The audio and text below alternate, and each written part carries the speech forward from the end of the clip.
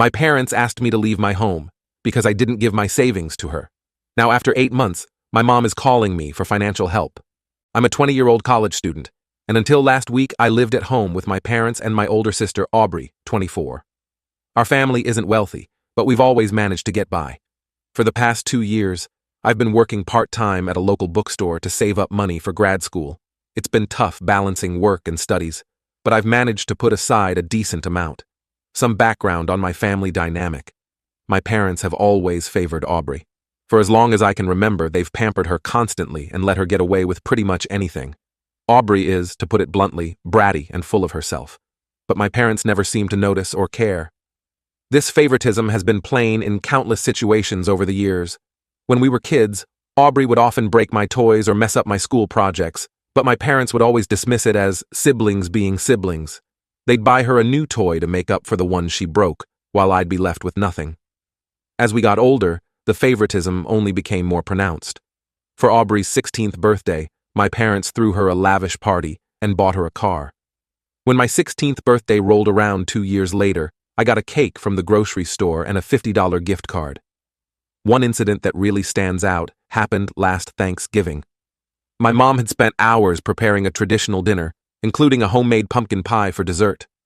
When Aubrey saw the pie, she threw a fit because she wanted pecan pie instead. She actually knocked the pumpkin pie onto the floor and stomped on it like a toddler having a tantrum. Instead of getting mad at her for this outrageous behavior, my parents apologized to Aubrey. They drove 30 minutes each way to the only open bakery in town to buy her a pecan pie. Meanwhile, I was left to clean up the mess of the ruined pumpkin pie. Aubrey has also had a long string of boyfriends that she brings home. My parents welcome each one like he's already part of the family, no matter how Aubrey treats them or how long the relationship lasts. Her current boyfriend, Mark, has been around for about 6 months. He's a pretty stubborn and opinionated guy, but for some reason, my parents adore him. Mark's presence has only worsened the existing family dynamics. He seems to take pleasure in putting me down and asserting his dominance in the family. My parents, of course, always take his side. For instance, last month we all went out to dinner for my dad's birthday. I had just received my tax refund, so I offered to treat everyone as a special gesture. Before I could even finish speaking, Mark loudly proclaimed that he would be paying instead. I politely declined and explained that I wanted to do this for my dad. Mark got visibly angry and started arguing with me at the table, saying I was trying to show off. Instead of intervening, my parents took his side and told me to stop being difficult. In the end, Mark paid for the meal, and my parents thanked him profusely while completely ignoring my original offer. Another time, I was watching a movie in the living room when Mark and Aubrey came in. Without asking, Mark changed the channel to a sports game he wanted to watch. When I pointed out that I was already watching something, he laughed and said, "Too bad, Squirt. Majority rules." My parents, who were in the kitchen, overheard and told me to let Mark watch what he wanted because he was a guest. These are just a few examples of the daily small favoritism I've had to deal with. Despite all this, I've tried to maintain a good relationship with my family.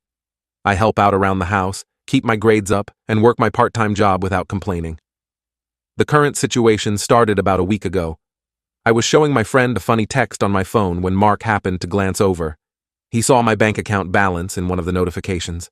I didn't think much of it at the time, but I should have known it would lead to trouble.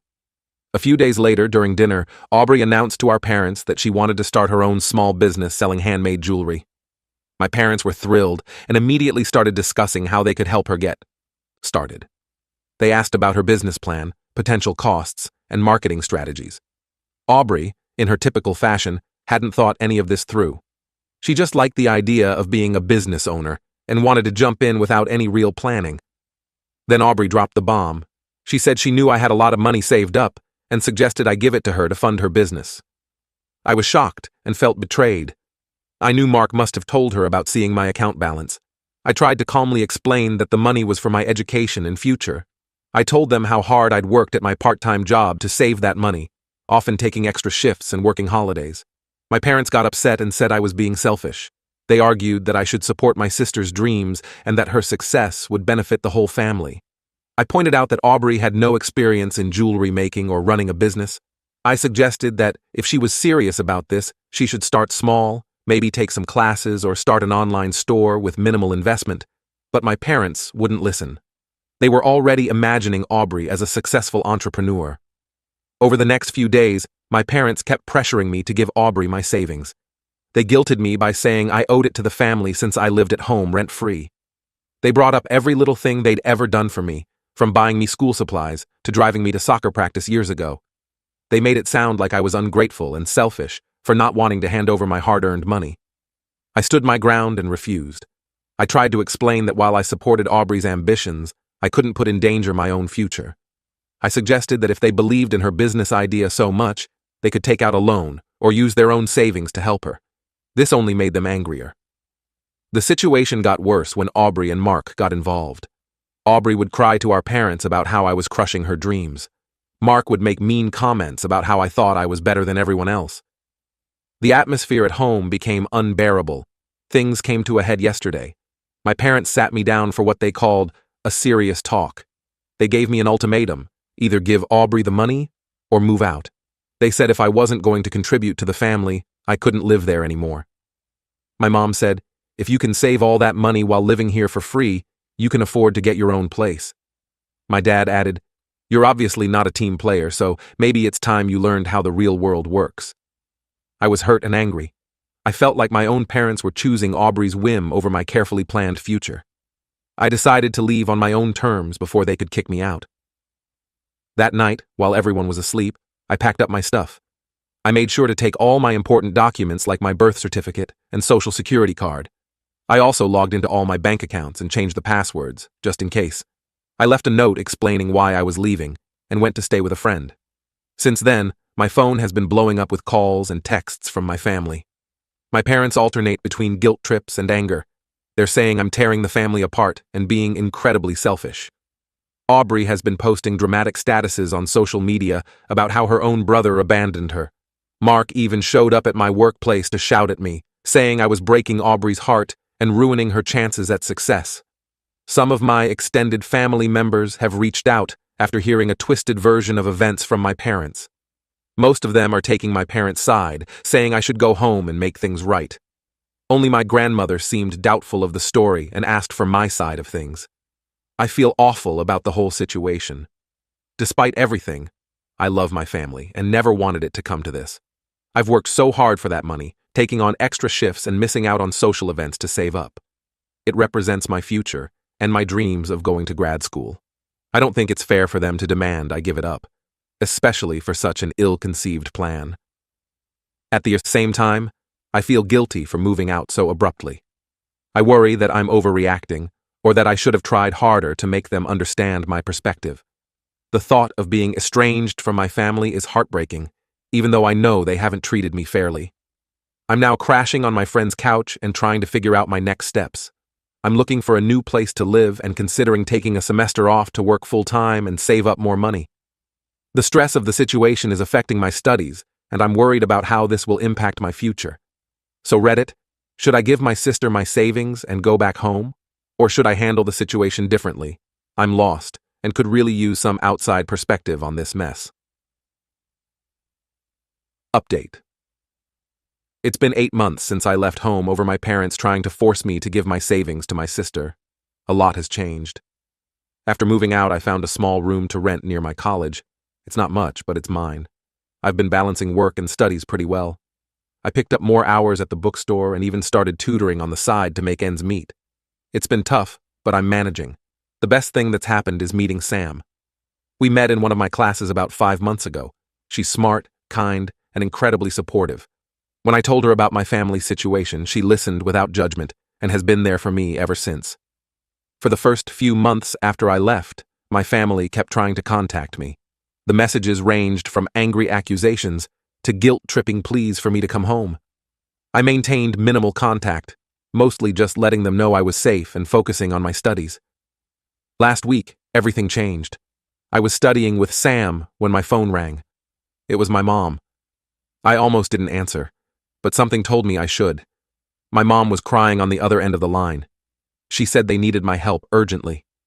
When I asked what was wrong, she just kept saying it was a medical emergency and that my dad needed help. She begged me to come home. I was confused and worried. I told her I needed to know exactly what was going on before I could decide what to do. She hesitated, then finally started explaining. After I left home, Aubrey and Mark had kept pressuring my parents to help start Aubrey's jewelry business. My parents, feeling guilty about how things had ended with me, decided to support Aubrey's dreams. My dad took out a large loan to fund the business. At first, things seemed to be going well. Aubrey and Mark appeared to be taking the business seriously. They had meetings with my parents discussing plans and showing them sketches of jewelry designs. My parents thought they were finally seeing Aubrey grow up and take responsibility. 2 months ago, Aubrey and Mark told my parents they needed to go to another city to source materials and meet with potential suppliers. My parents gave them most of the loan money for the trip. Aubrey and Mark left and never came back. My mom said they hadn't heard from them in weeks. Aubrey and Mark weren't answering calls or responding to messages. Their social media accounts had been deactivated. It was clear now that they had run away with the loan money. My parents were devastated. Not only had they lost a huge amount of money, but their daughter had betrayed them. Now, they were stuck with a massive loan they couldn't repay. The bank was threatening to foreclose on their house. As I listened to my mom sob on the phone, I felt a mix of emotions. Part of me felt justified. This was exactly the kind of irresponsible behavior I had warned them about. But mostly, I felt sad for my parents. They had made a huge mistake, but they didn't deserve this. I told my mom I was sorry they were going through this, but I wasn't in a position to help financially. I had just barely gotten on my feet and was still struggling to balance my own expenses with saving for grad school. She cried harder, but said she understood. After I hung up, I told Sam what had happened. She listened carefully, then suggested I reconsider helping my parents. She pointed out that this could be an opportunity to mend my relationship with them. Sam said that while they had treated me unfairly in the past, they were still my family and were in genuine need now. I spent the next few days thinking hard about what to do. I looked over my finances and talked more with Sam. In the end, I decided to help my parents, but on my own terms. I called my dad and told him I was willing to help, but I needed to know all the details first. We met at a coffee shop near my place. It was the first time I'd seen him in months. My dad looked older and more tired than I remembered. He broke down as he explained the full situation. The loan was for $40,000. Aubrey and Mark had taken about $30,000 with them when they left. The rest had been spent on initial business expenses and the family's living costs over the past months. I told my dad I was willing to help pay off the loan, but I had conditions. First, I would make the payments directly to the bank, not give money to my parents. Second, I would only be able to pay in small installments over time. Third, they needed to file a police report about Aubrey and Mark's actions. My dad agreed to everything. He apologized for how they had treated me and admitted they had been wrong to favor Aubrey for so long. He said losing Aubrey had made them realize how much they had taken me for granted. Over the next week, we worked out a plan. I would move back home to save on rent. The money I saved would go towards the loan payments. My parents agreed to treat me like an adult and respect my independence. We also agreed to family counseling to work on our relationship. It's been a month since I moved back home. Things are different. My parents are trying hard to repair our relationship. They ask about my studies and work and actually listen when I talk. They've stopped making comments about my choices or comparing me to others. The situation with Aubrey is still painful for all of us. The police haven't been able to locate her or Mark yet. My parents are coming to terms with the fact that she might never come back. It's been hard for them to accept that their actions over the years contributed to Aubrey becoming the person she is. Financially, it's tight. A large chunk of my income is going towards the loan payments. I've had to put my grad school plans on hold for now, but I'm hopeful that we'll get through this eventually. Sam has been incredibly supportive through all of this. She often comes over for dinner and has helped my parents and me navigate some difficult conversations. My parents adore her, which is nice but also a bit ironic given how they treated my girlfriends in the past. Looking back, I don't regret leaving when I did. That time on my own helped me grow and gain confidence in myself. But I'm glad I was able to help when my family truly needed it. It's not perfect, but we're slowly rebuilding our relationship on a healthier foundation. I'm cautiously optimistic about the future. The loan will take years to pay off, and we have a lot of emotional healing to do as a family. But for the first time in a long time, I feel like we're on the right path. I've learned a lot about forgiveness and setting boundaries. I'm learning to stand up for myself while still being compassionate. It's a delicate balance, but I'm getting better at it every day. To those who supported me in my original post, thank you. Your advice and kind words helped me through a really tough time. To those in similar situations, I'd say this. It's okay to protect yourself and your future, but also be open to the possibility of reconciliation if the circumstances are right. As for Aubrey, I have mixed feelings. Part of me is angry at her for what she did to our parents. But mostly, I feel sorry for her. She's lost her family and will have to live with the consequences of her actions. I hope she gets help and turns her life around someday. For now, I'm focusing on my studies, my job, my relationship with Sam, and rebuilding my family relationships. It's not easy, but I'm hopeful for what the future holds. Thank you all for your support and advice throughout this journey. It's been a wild ride, but I think I'm finally on stable ground.